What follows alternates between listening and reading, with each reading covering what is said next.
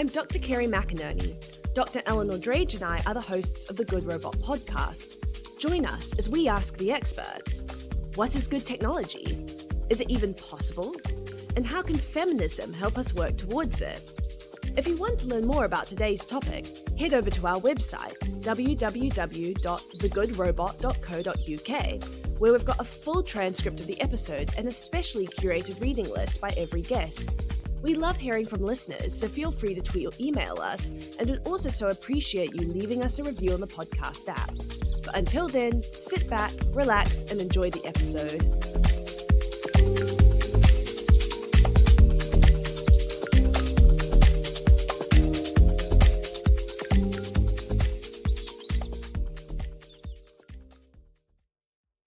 In this episode, we talk to Kyla Wazana Tompkins, Chair of the Department of Global Gender and Sexuality Studies at the University of Buffalo. She gives incredible insight into the relationship between the history of science and the history of food. We look at how legislation like the 1906 Food and Drug Act and more recent advancements in how we look at cells shape the way that the state categorizes intoxicants and narcotics according to their own ideas about race, national identity, and the body. From $40 LA smoothies to the fermentation practices of the Appalachian peoples, we look at food, progressive politics, being, and nationalism. We hope you enjoy the show. So thank you so much for joining us here today. Just to kick us off, could you tell us a little bit about who you are, what you do, and what's brought you to thinking about gender, feminism, science, and technology? Sure. First of all, thank you for having me. And to prepare to talk, I had a good chance to listen to your catalog and learned so much. And it's a wonderful podcast. So really thank you for that. And my name is Kyla Wazana Tompkins, and my pronouns are she, her, hers. I am a professor of feminist studies. I've taught in gender studies programs and now department for 20 years. I'm the chair of the Department of Global Gender and Sexuality Studies at the University at Buffalo here in the United States. But I'm Canadian, just to be clear. And what brings me to the topic of gender, feminism, science, and technology is my longstanding interest in food. I've spent most of my career, first as a journalist and now as a scholar, writing about the history of food and the history of eating. And when I wrote my dissertation, which became my first book, what I came to understand is there really is no discussion of the history of food and eating without some conversation with the history of science, often specifically with medicine and health, often specifically with the history of nutrition and domestic science, or reaching back into the 19th century US, which is primarily my field, dietetics, pre-nutrition, pre-modern science, theorizations of what food is and what food could be. But I would also say that I often think of the idea of food studies, which is one of my fields, as being somewhat in the same position as the field of feminist studies in the early 80s, which is to say, just as a woman as a kind of ideal subject or object of women studies was really a word that could not hold all the complexities of a gender, race, class, sexuality, and therefore the kind of struggles over that central concept made that field so much more interesting and so much more precise in its analysis. So the word food is really just too big to hold a field together. Food, especially just really globally, food and medicine are the same thing. What is food? What is medicine? What is poison? What is a toxin? What is a narcotic? What is an intoxicant? These things flow in and out of each other. And how these things are categorized, how these things are theorized has everything to do with the history of science. I'm really interested in your view on what a good technology is as part of our 3 good robot questions. What is good technology? Is it even possible? And how can feminism help us get there? And Kerry and I spend a lot of time talking about food or eating it. And I have a terrible immune system. So for me, good technology is all about multivitamins and optimizing my immune system in various different ways. I'm really interested in my gut microbiome and what I can do to create the right environment to make my body work as best it can. So can you tell us how you're thinking about technology in relation to food? Yeah. Yeah, I spent a lot of time thinking about this question after you sent it to me. And I suppose the answer that I came up with, and then I'll drill down into it vis-a-vis food, is I think a good technology is a technology that enables life to flourish in balance with other life, with non-human life, in balance with ecology, and humans in balance with each other. And so that would be my operating sense of what a good technology is a technology that allows life to flourish while minimizing harm. This is important vis-a-vis food technology because, of course, our raging human hunger is eating the world. So how the industrialization of food, how monoculture, which as historians of the Caribbean and indigenous historians are telling us, finds its origins in plantation economy, this so-called progress as it is attached to feeding the world, the evil work that Monsanto does in the world. These technologies, while feeding many, also cause harm. So I would say that is a bad technology. When I think of a good technology, I think a lot about, and your invocation of gut biome is, I think, really important because for me, the word technology, I think back to ideas of techne, which is really about science's origins in craft. And for me, the food technologies that are really fascinating really have to do with how people live at the level of everyday life in order to flourish within larger social and historical forces. So I'm always interested, for instance, in fermentation technologies and how people are fermenting in their lives. And then in my own work, I'm interested in thinking about technology across scales, perhaps most particularly because I've been in conversation with Foucault's idea of biopower for, I think, really my whole career. It will be the central career concept that I've wrestled with. And Foucault's idea of technology, or his use of the word technology, at least in English translation, is about the technologies of the self.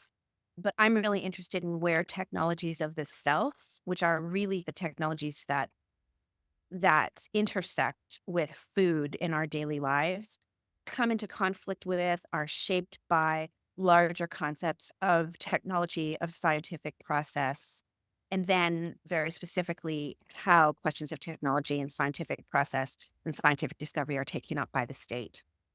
Wow, I really love that. In part because I think whenever Eleanor and I are trying to think of our own examples of what good technology means to us, like Eleanor just excellently did with multivitamins or things that support our immune system, we often do come back to two kinds of fields that you mentioned. Like we come back to craft. So we often think about knitting or these kinds of like overlooked forms of technological practice, often because they're gendered and racialized. And then here we specifically often look at the craft of cooking or kind of food eating practice. Everything from the whisk, which Eleanor often says to me, the rice cooker being the closest thing to, I think, a perfect technology can be. And I think it is a really nice way of reframing that it's not just that we see these things as being special because they've been overlooked, but also because maybe they tell us something about the heart of what technology is and what it can be in our particular lives and such. I was super excited when you said yes to being on the podcast because I have been a longtime fan of your work. And I just think that you and a range of other scholars who have been working at the intersections of 19th century literature and history and philosophy of science have been doing some of the most interesting and critical work on making us rethink some of the scientific truths we take for granted in the present. And for Eleanor and I, as scholars of artificial intelligence in particular, like a lot of our work is trying to destabilize the things that are taken to be as objective scientific truths.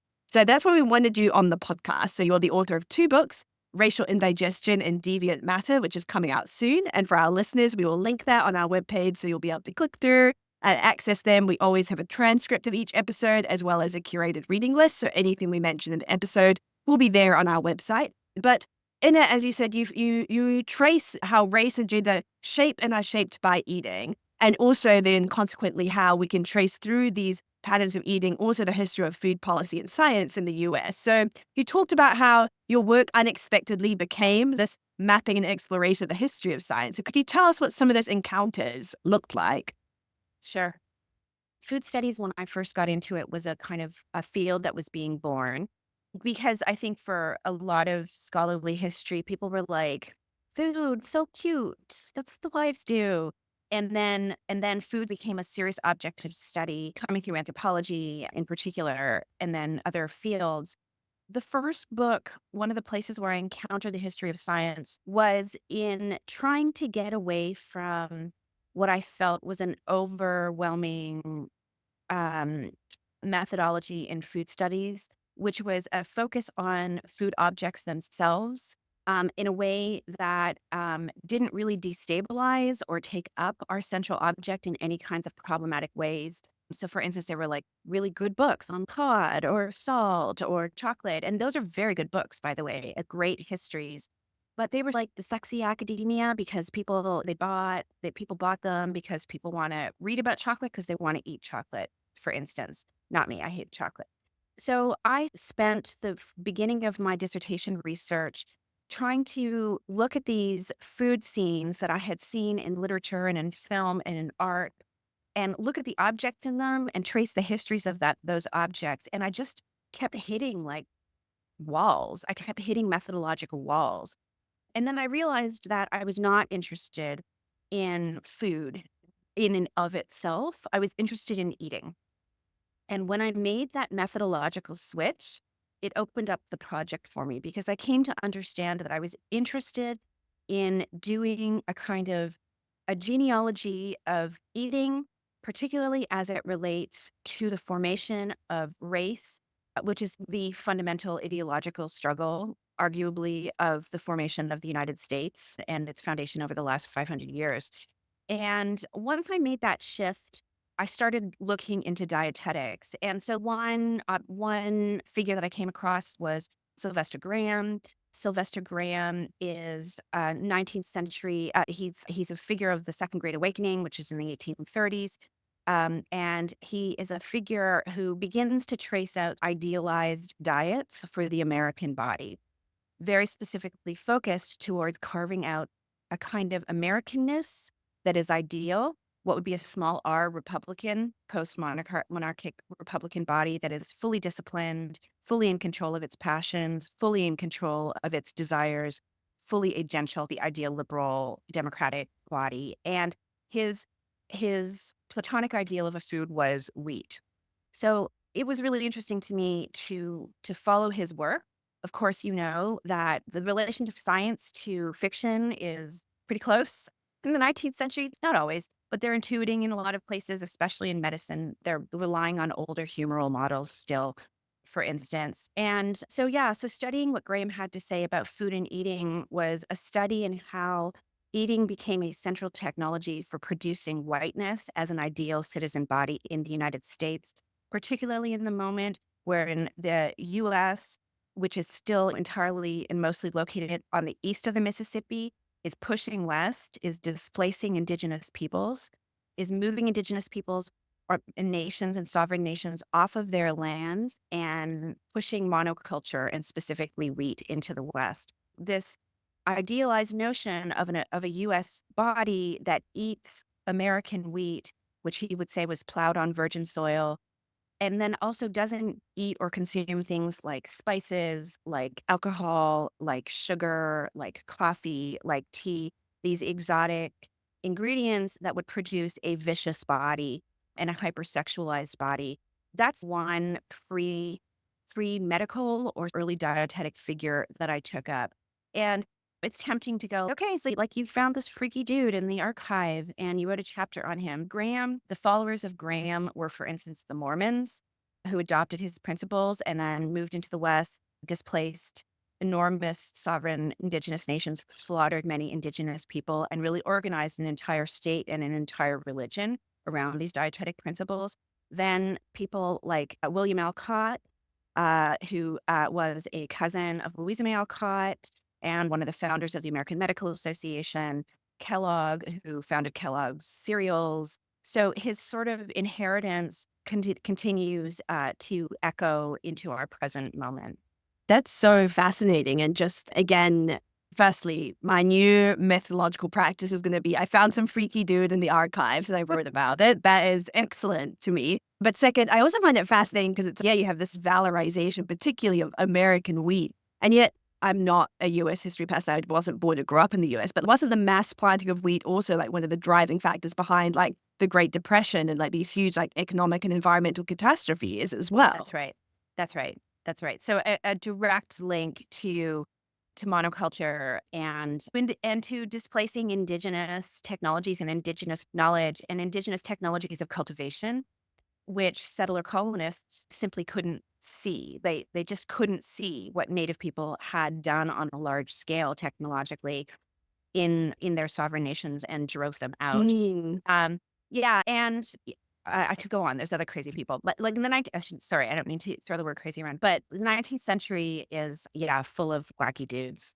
I love these connections that you've drawn out between being and nationalism and food. And I always think of my dad and his very British microbiome, the inability of the like white middle-aged Brit to eat a spicy curry, the inventions of the British curries, the like butter chicken and stuff with no spices.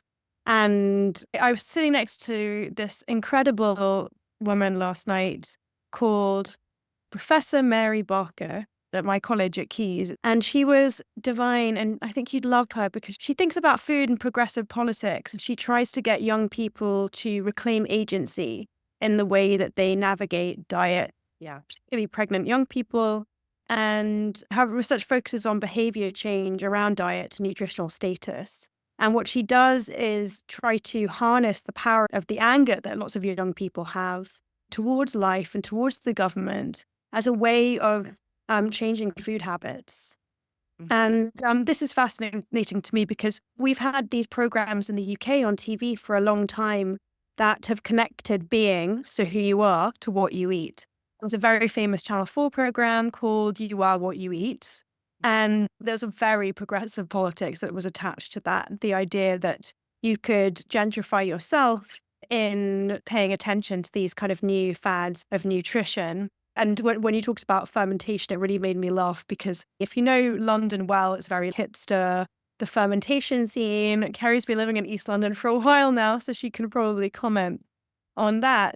But it's a really tricky thing to navigate. One of the arguments I made in that first book, or one of the kind of bells of alarm that I was trying to sound, was that Foucault said that the society of control will be accompanied by the elaboration of the individual. It's a phrase I give to my students all the time, and I indulge in it all the time. But commodity activism, consumer activism, sometimes feels to me like a shell game or like a smokescreen for actually what we need, which is large mobilized group change at the structural level.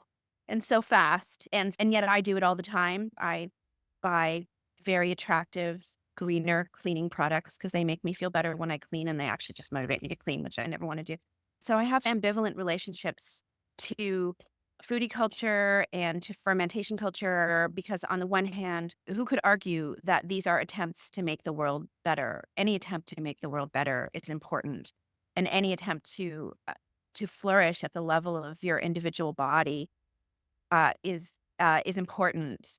And also, I think that capitalism benefits when we allow ourselves to, and this is not criticism so much as what I think about or what I try to think about, especially in thinking through food and political systems, is that capitalism plays a shell game with us where what we do at the level of the individual is meant to substitute for mass mobilized action, and we can't stop. And foodie culture feels like a very particular place in which a sort of elevated commodity citizenship is most seductive. We have this a kind of running. I just moved from Los Angeles to Western New York, and there's a sort of very famous, you may have read about it, or you don't have to have read about it, but grocery store called Erewhon in Los Angeles. And I can't even walk in. It settled in a neighborhood very close to me, Pasadena, where I used to live. And there was this massive scandal because their signature aesthetic is this heightened, elevated perfection. It's just a kind of glowing, white, gleaming, pine floored, pine shelved, polished, perfection. Every tomato is perfect. Every berry is perfect. Every apple is perfect. And then someone went behind the building and found all the imperfect food that they had thrown out. And that seems to me like your smoothie is $40. What is that? Something like 27 pounds, something like that. So yeah, just so that's a kind of, I'm attentive to how food is a place where that shell game can be most seductive. Can we draw out this idea of ambivalent progressive politics further in thinking Yeah. about regulation legislation as well? Because you've talked about the 1906 Food and Drug Act, or the Wiley Act, after Harvey Washington Wiley, an American chemist who advocated for food needing to become under the purview of the state, with all the implications between power and person that involves. So can you tell us how new forms of body management, then like diet and hygiene, have been used as a form of state control? And perhaps can you link that to what does the state have to do with Erewhon and these gleaming white new buildings? There is a connection, so maybe you can flesh that out for us. Oh boy. Okay, let me see if I can get there. I'm interested in the 1906 Food and Drug Act. I ended the first book on it and I start the second book with it because it feels like a watershed moment in the history of food and science, specifically as questions of consumption are taken up by the US federal government. And the argument that I make is that history that I trace is about the emergence of what we would now call microbiology and bacteriology in Europe as it makes its way over into the United States. That happens two ways. That happens through agricultural chemistry and many American agricultural chemists. Again, this push into the West, this push to maximize extraction from the land.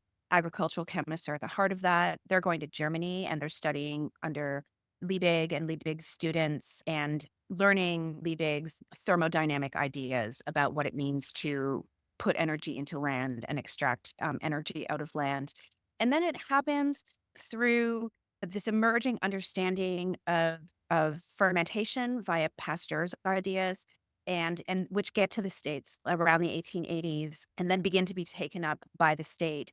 So I see the Food and Drug Act as a moment in which the state begins to parse through and categorize forms of consuming and forms of matter because of this new access to the cell, these new forms of visual access to the cell, and because of these new forms of visual access to eukaryotic cells, to yeast and to bacteria, the state and the state science project begins to see where it can maximize extraction, not simply at the level of this expanding land mass called the settler colonial United States, but also down to the level of the molecule and the cell. So it's about the kind of expansion of the biopolitical project across these multiple levels.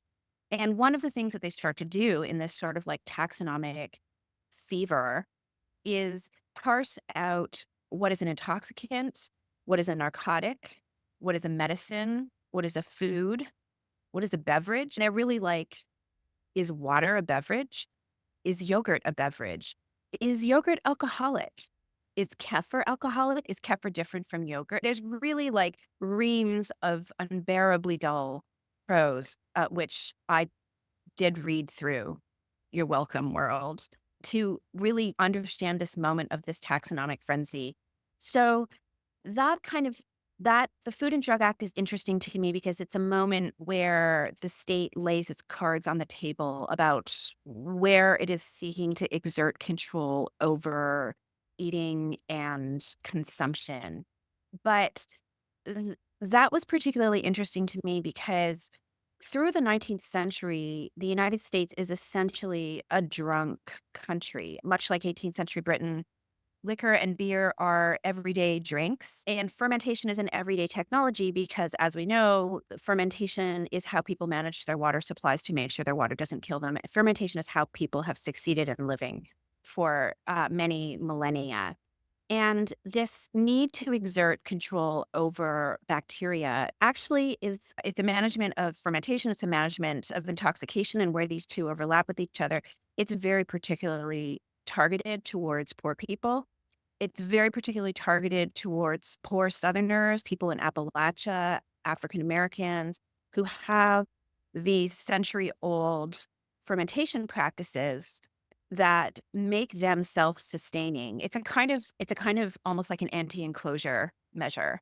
It's about taking people's ability to self-sustain away from them in the name of their own well-being and moving safety and nutrition and sustenance into the hands of industrialized food makers. And I'm sure those scientists thought that they were doing it for people's own good, but actually ultimately it was about the changing shape of capital. But it was also about an emerging idea that comes out of the history of science of sobriety, rationality, and objectivity and reasonableness as desirable affective states. So, like in 1905, I can walk down to the corner store and buy an ounce of cocaine because I have a toothache and I'm going to rub cocaine on my gums. And then, oh, if that feels good. And in 1905, what you begin to see is this growing literature of concern about Negroes, that's the word, right? But African Americans, formerly enslaved African Americans, freed African Americans in the American South who seem to be using a lot of cocaine. And then by 1906, cocaine is taken out of the drugstores and put into the hands of the American Medical Association as what we call a scheduled substance. But the scheduling and the management of that substance is also about the birth of certain kinds of criminality. So as we seize control over substances, as we seize control over affective states, particular kinds of affective states and particular kinds of substances become racialized. And we see a kind of contribution on the part of the Food and Drug Administration in this relatively benign act to the growing carceral state in the United States. These new forms of body management, again, like what I try to do in this book is think across scale. Like on the one hand, it's about the growth of hygiene as a state project. But on the other hand, it's about the dovetailing of hygiene as a state project with other forms of energy extraction and carcerality that serve the racial capital project of the US. That's so fascinating. And I never would have linked together this history of, trying to understand what food is. Is yogurt a beverage? Is yogurt alcohol? With, the regulation and then the creation of the idea of the drug user, the drug seller. And again, this like production of criminality. That's really fascinating because I also think that what you're saying here is such an important reflector of the way that different kinds of like population science and body management techniques that are emerging and becoming resurgent in this time. So of course, like the eugenic projects of the early 20th century were in some ways very much and predominantly about race and racial control. But at the same time, were never just about race. Or I think it is really difficult to understand these projects without thinking about how much of it was to do with class-related control, how much of it was to do with disability, and then more broadly, this project of exerting kind of state control over different classes and types of bodies according to the way that they were seen and profiled by the state. I honestly could talk to you all day about this, but finally, and sadly to bring this to a close, I actually wanted to touch on one final part of your work. Because you focus on eating, I think your work is like very beautifully sensory and like great food writing. I think, of course, it has to be able to evoke what it's like to eat, but I think that's where your focus on eating practice is like particularly interesting to me. And I was just having lunch with my boss literally less than an hour ago, and we were talking about foods we do and don't like to eat. And he said, like, I've eaten like most things, like really pretty much everything, but there's only a couple of hurdles I've fallen at. And one of them was chicken feet, which you might have mentioned because I work quite a lot around like the racialization of Chinese food in particular. And so I said to him, like, oh, out of interest, is it because you thought it was going to be crunchy and it was gelatinous?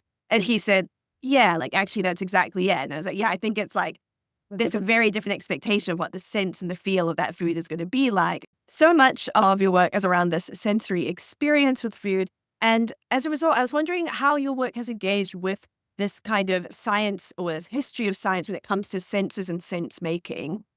I'm not sure that if I were to review my second book right now, I would say that was the limitation of the book. I think that there are other people doing fantastic work on the history of the senses, Erica Fretwell, Lindsay Rexon, and then, of course, Kyla Schuler in different ways. And then, of course, like that whole amazing line in the history of the senses. So, I am interested in the senses in so much as I'm interested in the practice of history as a historical materialist, taking up Marx's idea that the work of history is a history of the production of the senses.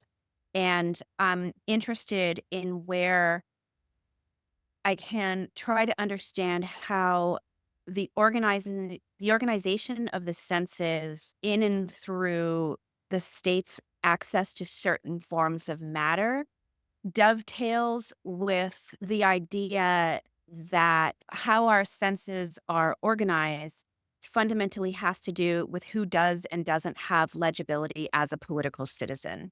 And so here I'm thinking with the theorist Jacques Rancière, but I'm also thinking with Sylvia Wynter and Sylvia Wynter's proleptic, prophetic work on the production of the human in and through the production of race and through plantation economies and through indigenous displacement, which is to say that the history of natural science is the history of the extraction of certain kind of human animals from their ecological backgrounds to make some of us human and some of us not. And so where Winters and Rancière come together for me is that food ecologies and food economies and food industries and their taking up by the state, their effects is in essence to normalize particular forms of embodiment and normalize particular affective and sensory states of normativity. So I talked about sobriety, rationality, reasonableness, frugality, all the kind of qualities of largely white citizenship, and then to produce others as overly sensory, exotic, sensual, spicy, unchaste, intoxicated, and so forth. And so, in my work, what I'm doing is tracing in some ways the racialization of certain forms of animate and inanimate matter alongside the racialization of various and differing or apparently different humans. In my new writing, I'm thinking much more critically about the science of the senses. I'm reading Christy Spackman's wonderful new book, The Taste of Water. I'm learning so much from her about the emergence of the idea that water should taste neutral and not like water from different places might have its own taste, and the industrialization of flavor and the emergence of flavor science and the idea of a flavor profile and flavor profile analysis in the mid-century US. But I'll tell you, a major moment of change for me was that my family, we got COVID before the vaccine came out. And like many people, I was sick for almost 2 years, but we knew we were sick when we got anosmia, when we lost our sense of smell and taste. And that was for someone who's lived through eating for so much of my life, it was a moment of real methodological change for me because my senses disaggregated from each other. And what I had originally thought of as flavor and thought of as taste shattered. And I started to experience tasting and my own senses as the smell that I had lost, the retronasal smell, orthonasal smell, texture, flavor, sensation, mouthfeel. All of these became really disaggregated from each other. And also time. Time became disaggregated from flavor because I was so disappointed by everything I ate. It was not at all what I expected. For instance, my absolute comfort food in the world, I grew up in Chinatown in Toronto, is Cantonese food. It's when I want comfort, as I wanted in the pandemic, I crave Cantonese food in particular. Disgusting when you have no, for me, it was like someone had vomited into my mouth. All I got was like mush and texture instead of all the flavors that I had been craving that are so close to my heart. The question of the senses has emerged as pressing for me because not only have I encountered my own senses as anew, I've come to ask how it might be possible to re-educate the senses and what a re-education of the senses might have to do with fostering political change. One intersection where I think that's particularly pressing, where people who are not me are doing great work, is around, for instance, addiction to sugar. Sugar emerging from plantation ecologies, sugar as one of the worst foods in particular forms that we can eat, but sugar that we need to make it through our days as they have been structured as work under late capital. And my thinking with the senses right now is about trying to critically approach the senses as something formed by capital, but asking whether the senses might be a way to re-educate ourselves out of capital. And I don't have an answer, but I have the question. Oh, that's so interesting. Thank you. My great aunt has lost her sense of taste and a bit of her sense of smell, and the only thing that she can enjoy is lemon and sugar, That's which is interesting. really mm, Does uh, she eat fermented foods? Because when I lost taste, what I wanted was pickle I juice.